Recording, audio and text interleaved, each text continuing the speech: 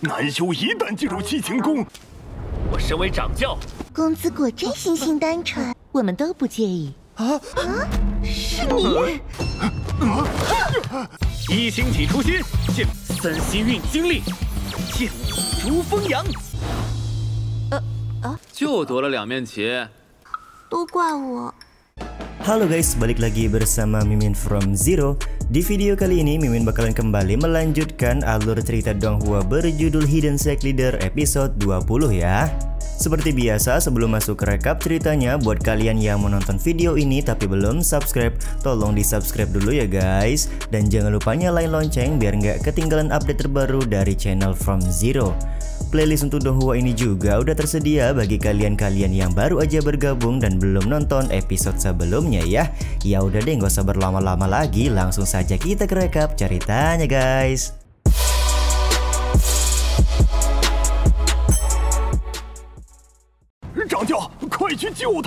Episode 20 dimulai dengan Penatua Ge yang meminta Bang Beichen untuk segera pergi menyelamatkan Changsheng yang diculik oleh Istana Qixin.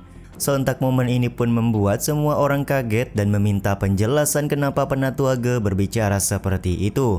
Penatua Ge pun menjelaskan memang benar adanya Istana Qixin tidak merugikan masyarakat sekitar, akan tetapi tidak ada satu orang pun pria yang berhasil keluar dari Istana Qixin jika mereka sudah tertangkap. Penjelasan dari Penatua Ge tentu saja membuat Bang Beichen berambisi untuk segera menyelamatkan Changsheng dari tangan Istana Qixin. Tapi pada misi penyelamatan kali ini, Bang MC tidak akan mengajak Heitan, Zhao Hong dan juga Lin Xuan karena terlalu beresiko jika mengajak murid laki-laki. Xuan Yu juga akan menemani mereka bertiga menjaga keamanan kapal terbang, sementara Xian Er dan juga Luo Li akan ikut bersama dengan Bang Beichen pergi ke Istana Qixin. Bang Beichen juga terpaksa mengajak Penatua Ge karena dia sudah tidak punya cadangan amunisi lagi yang tersimpan di sistem AI. Sementara itu di Istana Qixin, Changsheng yang sudah tersadar dari pingsan langsung mendapat sebuah pelukan dari dua orang wanita di dalam kamar. Ternyata penculikan kepada Changsheng yang dilakukan oleh Istana Qixin dikarenakan Changsheng akan dinikahkan dengan salah satu dari dua orang wanita ini. Diketahui Changsheng bebas memilih menikah dengan siapa saja asalkan dia bisa menjalani sebuah pernikahan. Kedua orang wanita di samping Changsheng saling menunjukkan kalau mereka mampu menjadi istri dari Changsheng.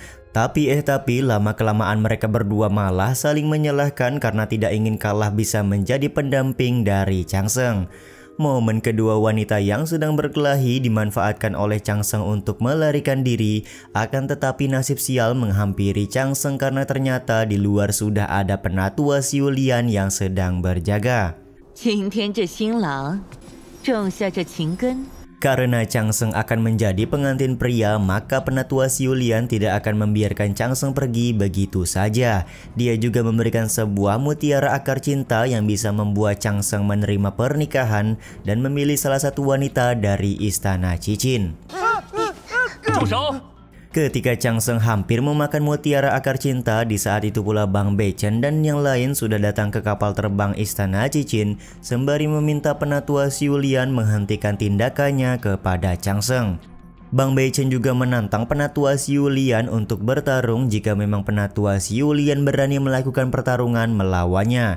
Akan tetapi di sini Penatua Xiu Lian langsung mengeluarkan pedang dan marah-marah kepada Penatua Ge. Ternyata mereka berdua punya masa lalu saling mencintai satu sama lain, di mana saat itu Penatua Ge pergi meninggalkan Penatua Xiu Lian dan tidak pernah kembali dalam kurun waktu 500 tahun. Mengetahui Changsheng berasal dari sekte yang sama dengan Penatua Ge, kedua orang wanita dari Istana Qixin langsung enggan untuk menikahi Changsheng pada saat ini. Di saat yang sama Penatua Ge juga berusaha meminta waktu kepada Penatua Xiu Lian agar dia bisa menjelaskan semuanya. Tapi ya begitulah, Penatua Xiu Lian masih tampak kecewa dan terlihat masih dipenuhi amarah karena sudah ditinggal begitu lama oleh Penatua Ge. Momen seperti ini pun langsung membuat Bang Beichen mengeluarkan magisnya untuk menekan kedua penatua tersebut agar mereka berdua bisa berbicara satu sama lain terlebih dahulu guna menyelesaikan masalah. Penatua Xi Yulian kemudian bertanya kemanakah penatua Ge selama ini pergi karena sudah begitu lama dia menunggu tidak ada kepastian sama sekali. Ternyata selama ini penatua Ge berkeliling benua hanya untuk mencari pencerahan dan selama itu pula dia sudah 5 kali gagal dalam melakukan penerobosan untuk menjadi seorang immortal. Karena tak kunjung menjadi seorang immortal, maka penatua Ge enggan untuk kembali bertemu dengan penatua Xi Yulian. Selama ini penatua Ge juga berpikir jika penatua Xi Yulian membencinya, maka dia tidak akan bersedih jika penatua Ge menemui ajalnya kelak. Tapi ya begitulah, selama ini penatua Xi Yulian tidak pernah bisa move on untuk melupakan cinta yang pernah terjadi di antara mereka berdua. Di saat yang sama, Xian'er dan Bang Beichen sedari tadi menonton drama yang sedang terjadi di antara penatua Ge dan juga penatua Xi Yulian. Kembali bersatunya mereka berdua tentu saja membuat semua orang merasa terharu. Bahkan sistem AI langsung memberikan hadiah arai pedang bintang 7 kepada Bang Beichen karena dia sudah berhasil mempersatukan kembali cinta penatua Ge dan penatua Xi Yulian. Karena drama sudah selesai, maka Bang Beichen meminta penatua Ge dan penatua Xi Yulian bersatu kembali dan menjalani kehidupan yang lebih baik. Mereka berdua juga langsung berterima kasih kepada Bang Beichen karena sudah mau menjembatani agar mereka berdua bisa berkomunikasi satu sama lain. Padahal situasinya sudah mulai membaik, tapi malah ada kejadian penatua Ge salah menyebut nama dari penatua Xi Yulian pada saat mereka saling berpelukan.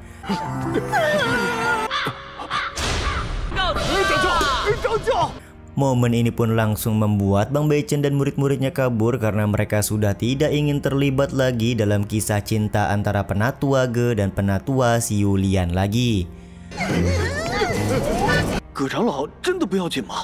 Pada saat sedang di perjalanan, Heitan bertanya apakah akan baik-baik saja jika mereka meninggalkan penatua Ge sendirian. Bang Beichen menjelaskan kalau penatua Ge akan baik-baik saja karena mereka berdua hanya butuh waktu untuk saling berkomunikasi satu sama lain. Di saat yang sama, Bang Beichen juga memberikan sebuah buku keterampilan formasi pedang bintang 7 kepada Heitan dan yang lain untuk dipelajari guna bisa memenangkan lanjutan kompetisi masuk ke dalam alam rahasia Tianyuan.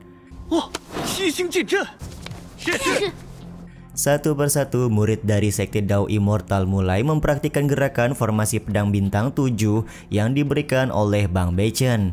Hingga tiba di orang ke-7, mereka semua merasa seperti ada yang kurang karena Xian'er belum ikut masuk ke dalam formasi.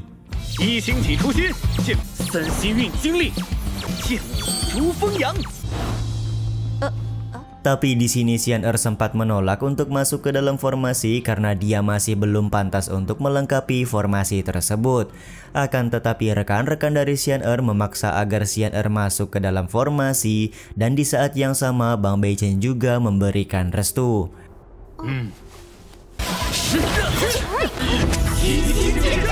Setelah Xian'er masuk, akhirnya formasi pedang bintang 7 yang didapatkan dari sistem AI berhasil dibentuk dengan sempurna.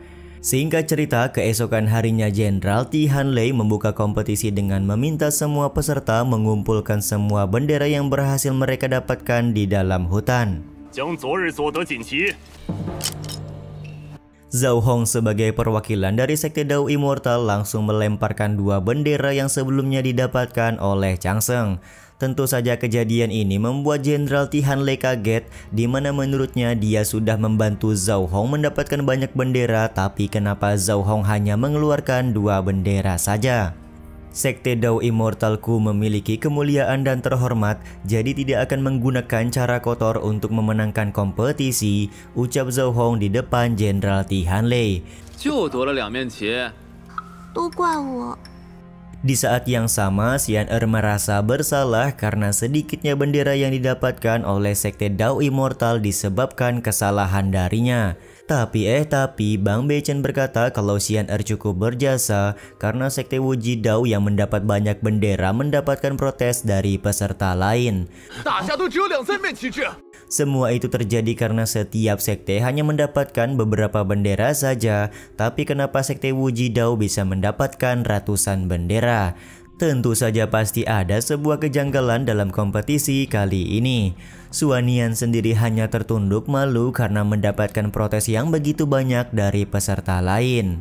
Karena banyaknya protes itu pula, maka Jenderal Tian Lei mengumumkan kompetisi pada babak ini tidak akan dinilai apapun dan para peserta dipersilahkan untuk mengikuti babak selanjutnya. Tentu saja pernyataan Jenderal Tian Lei memunculkan kekecewaan bagi sekte Wujidao terutama Xuanian. Setelah diumumkan, para peserta yang maju ke babak berikutnya hanyalah sekte Dao Immortal dan sekte Wujidao, maka dipastikan kalau kedua sekte ini akan berjuang di babak final. Pertemuan dengan sekte Wujidao juga akan digunakan oleh Heitan untuk membalaskan dendam Xian Er yang sudah diperlakukan semena-mena oleh sekte Wujidao milik Xuanian. Pertandingan babak final dan ambisi balas dendam dari Heitan ini juga sekaligus menutup episode 20 kali ini ya guys. Ya udah deh, sampai di sini dulu aja video kali ini. Mohon maaf jika masih banyak kekurangan dan kesalahan dalam penyampaian kata-kata ya. Terima kasih untuk kalian yang udah pada nonton dan jangan lupa subscribe serta nyalain loncengnya ya guys. Mimin selaku penulis narasi, tukang voice over dan tukang edit video pamit undur diri. Salam hangat, see you in the next video. Bye bye guys, see you next week.